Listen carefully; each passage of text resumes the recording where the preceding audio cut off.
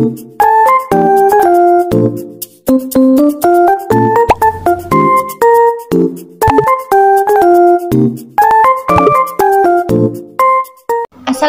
warahmatullahi wabarakatuh.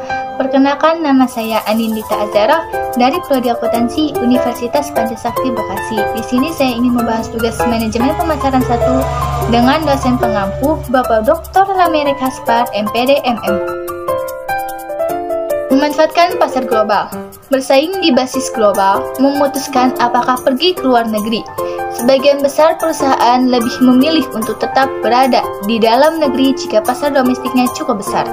Manajer tidak perlu mempelajari bahasa dan hukum lain, berurusan dengan mata uang yang tidak stabil, menghadapi ketidakpastian politik dan hukum, atau mendesain ulang produk mereka agar sesuai dengan kebutuhan dan harapan pelanggan yang berbeda. Bisnis akan lebih mudah dan aman. Namun beberapa faktor dapat menarik perusahaan ke arena internasional.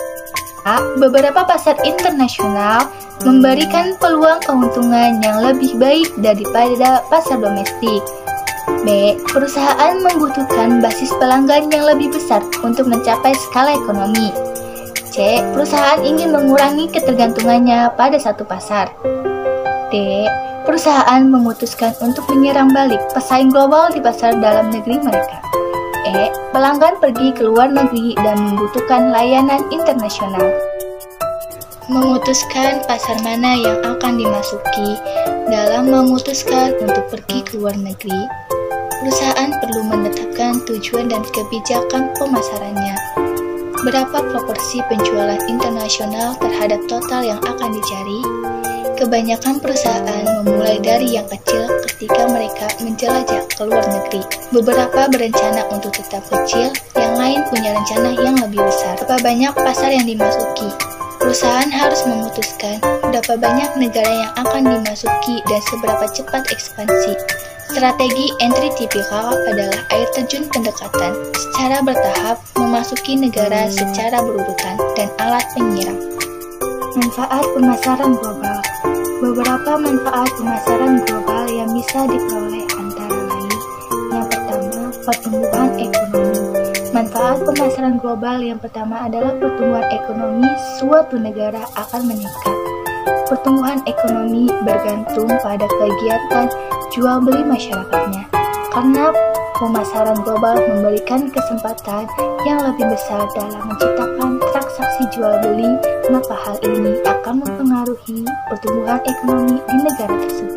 Yang kedua, dapat meningkatkan kompetensi pelaku usaha. Manfaat pemasaran global berikutnya yaitu bisa meningkatkan kompetensi pelaku usaha yang menjalankannya. Dalam strategi pemasaran global, pelaku usaha dituntut untuk selalu kreatif, mencari ide dan strategi dalam menjual produknya ke konsumen global. Pelaku usaha harus berpikir keras dan cerdas bagaimana menjual produknya, termasuk strategi pemasaran 4P. Menjalin hubungan baik dengan distributor di negara lain. Menjalin hubungan baik dengan distributor di negara lain, menguasai ilmu tentang ekspor, impor, dan lain sebagainya. Yang ketiga, menghasilkan produk yang lebih berkualitas. Manfaat pemasaran global lainnya yaitu akan menghasilkan produk yang berkualitas. Kompetisi yang terjadi memaksa perusahaan yang terlibat dalam global market menerapkan strategi pemasaran global yang efektif, dan salah satunya adalah dengan menciptakan produk yang berkualitas untuk menarik perhatian konsumen. Keempat, bertahan hidup dan kesempatan kerja. Maksudnya adalah pemasaran global bermanfaat dalam memenuhi kebutuhan pokok masyarakat, serta bisa menciptakan kesempatan untuk hidup lebih baik. Kelima, meningkatkan selera masyarakat. Pemasaran global juga bermanfaat dalam terjadinya peningkatan selera masyarakat. Salah satu strategi pemasaran global yang dilakukan perusahaan penjual adalah memproduksi produk yang sesuai dengan selera masyarakat suatu negara. Apabila produk yang ditawarkan sesuai selera masyarakat, maka penjualannya akan lebih mudah dan cenderung sukses sehingga perusahaan bisa terus berkembang. Contoh pemasaran global. Beberapa contoh pemasaran global yang mungkin sebagian dari Anda pernah mendengar atau mengetahuinya.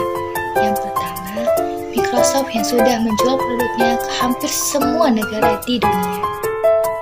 Yang kedua, Samsung yang memasarkan produk elektronik seperti televisi, mesin cuci, dan lain sebagainya ke banyak negara. Yang ketiga, Indofood yang sudah mengekspor produk mereka yaitu Indomie ke beberapa negara. Yang keempat, perusahaan Jepang dan Cina yang banyak menjual produk sayuran dan buah-buahan ke negara Asia dan sekitarnya. Yang terakhir, kerajinan tangan dari Indonesia yang sudah dipasarkan ke negara-negara Eropa. Terima kasih sudah menyaksikan video saya. Kurang dan lebihnya mohon maaf. Wassalamualaikum warahmatullahi wabarakatuh.